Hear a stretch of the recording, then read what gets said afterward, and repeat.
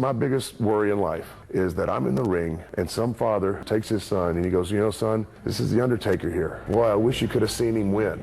After the Undertaker, aka Mark Calaway, got his big break in the CWA. Rodney ducks under. That was a good move by Rodney, but this time the Master of Pain grabs him, power slams him down to the mat. After Mark Calaway would abandon old personas and wrestler names, including Mean Mark Callis, Texas Red, The Commando, The Punisher, and Master of Pain. That's right, Master of Pain.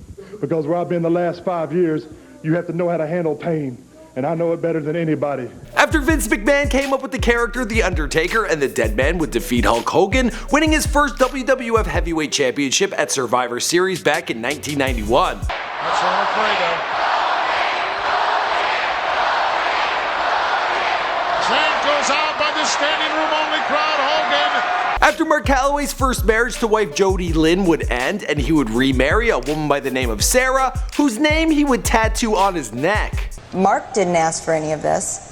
As a matter of fact, he's tried to keep me as far away from the business as possible. Mark Calaway and his character The Undertaker took over the WWF with a bang, becoming the youngest WWF champion in history just 1 year after his debut. It had taken the 6'8" giant many a year to crack it as a main event wrestler, and when success hit, he found himself partying just as hard as he was wrestling. Back in the 90s, the life of a wrestler on the road was often one filmed with booze and nights on the town. Mark Calaway embraced all these perks of fame, to the point where Vince McMahon once joked that The Undertaker didn't need to bother with makeup because Mark's hangovers already left him looking like a complete piece of shit.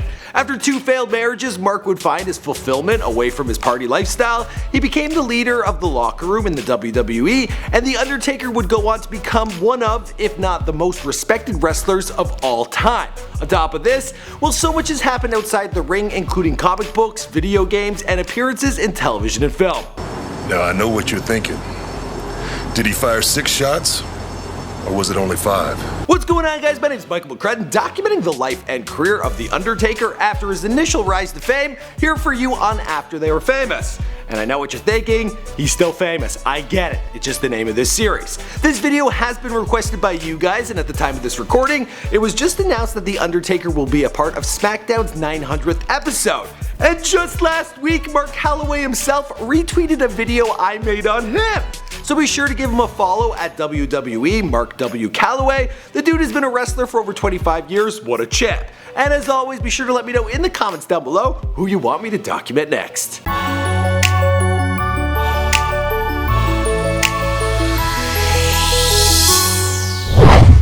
Now, to set the stage for this video, we're going to kick things off with a clip from The Undertaker's Before They Were Famous video. If you want to watch more of that, well, there will be a link at the end of this video and in the description box down below. And probably above my head. The Undertaker was born Mark William Calaway on March 24th, 1965 in Houston, Texas, to Frank Compton Calaway and Bethy Catherine Truby. He is of Irish and Native American descent and the youngest of 5 brothers, David, Michael, Paul, and Timothy. And there was a video from back around 1997 when Kane was introduced as The Undertaker's long-lost and presumed dead little brother. By then, The Undertaker had already transformed the wrestling industry, and with his character, the WWE, they took their gimmicks to new heights, including the first ever Hell in a Cell. They formed the Ministry of Darkness, and he was the guy you didn't want to go against in a casket match.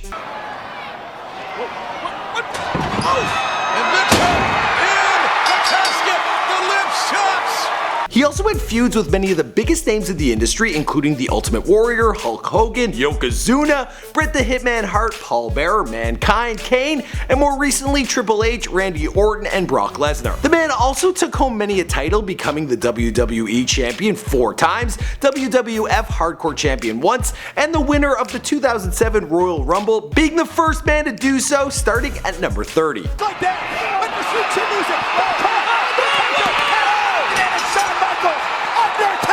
It's going to Wrestlemania! Now, all these accolades and success, they were well deserved, but they come as a bit of a surprise when you hear about the early years of heavy partying that Mark was enduring.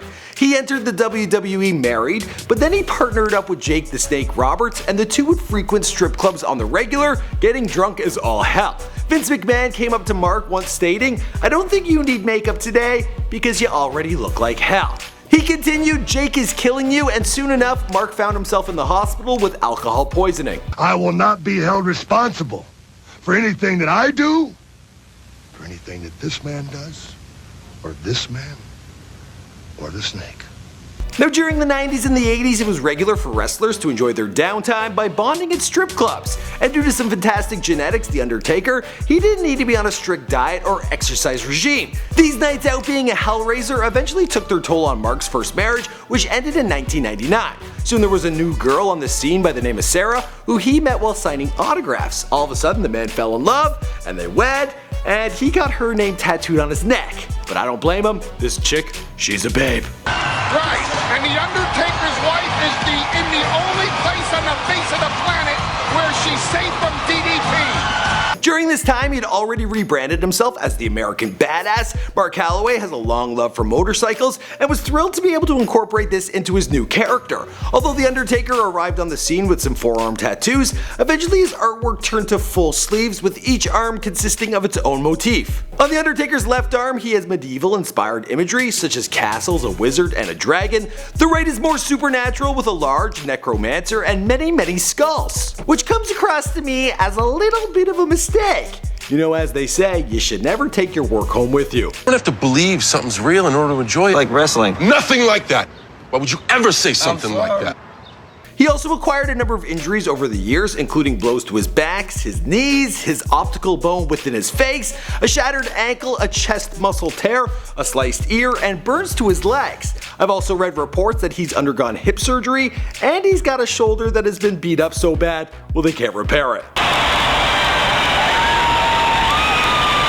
In his later years, The Undertaker became known as the leader of the locker room, a mentor for new recruits getting into the business. He's highly regarded by all, but if you do want to piss him off, you might want to pack some cucumbers. Apparently, he's deadly afraid of the vegetable.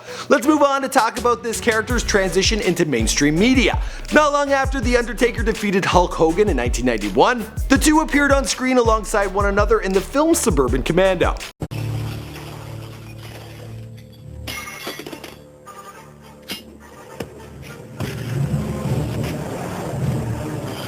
Now this guy has appeared in a ton of stuff, including Poltergeist, The Legacy, as a soul-chasing demon. He also made appearances on TV like The Jimmy Kimmel Show, Live with Regis and Kathy Lee, and America's Most Wanted, both as The Undertaker or as Mark Calaway.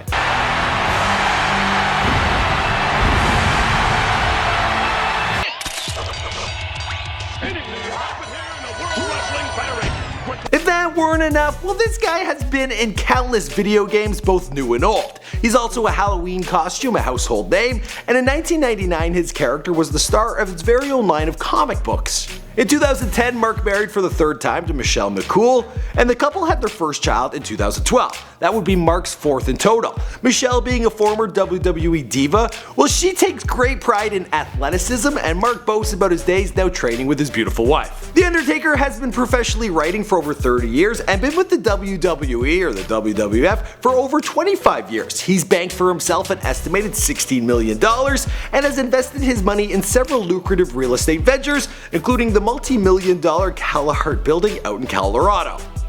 Colorado.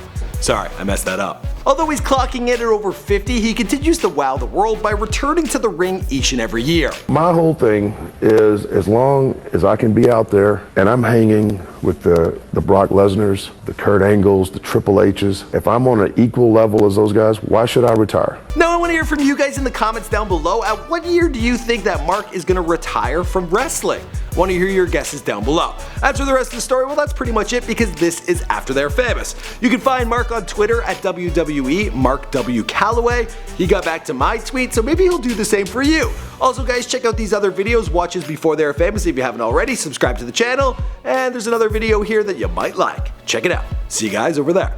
Bye.